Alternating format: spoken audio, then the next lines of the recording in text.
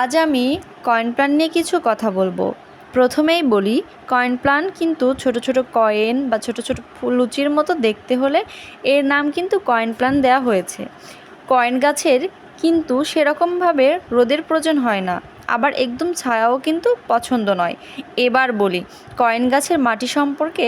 Coin গাছের মাটি তৈরিতে রাসায়নিক সারের দরকার পড়ে না, শুধুমাত্র মাটি, ভার্মিকম্পোস্ট বা গোবর সার দিয়েই তৈরি করলেই গাছ খুব সুন্দরভাবে হয়ে যায়।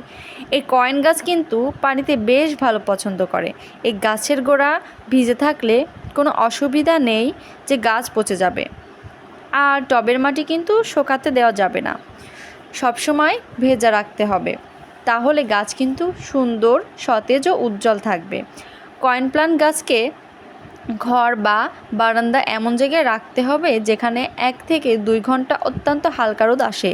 এই গাছের পাতাতে যদি আমরা সপ্তাহে 2 থেকে 3 দিন গাছের পাতায় পানি স্প্রে করতে পারি, তাহলে এর সৌন্দর্যটা আরও বেড়ে যায় ও পাতা সবুজ থাকে। কয়েন প্ল্যান্টের জন্য কিন্তু কোনো খরচ নেই বললেই চলে। এই কয়েন প্ল্যান্ট কিন্তু ছোট ছোট ফুলও হয়। কয়েন প্ল্যান্ট কিন্তু ঘরের বাতাসকে পরিশুদ্ধ রাখে। আর গাছের এই যে পাতাগুলো দেখছো, এই পাতাগুলো যখন ভরে যায় না, দেখতে কত সুন্দর লাগে। আর গাছের ছোট ছোট শিকড় বেরিয়েছে ডাল থেকে।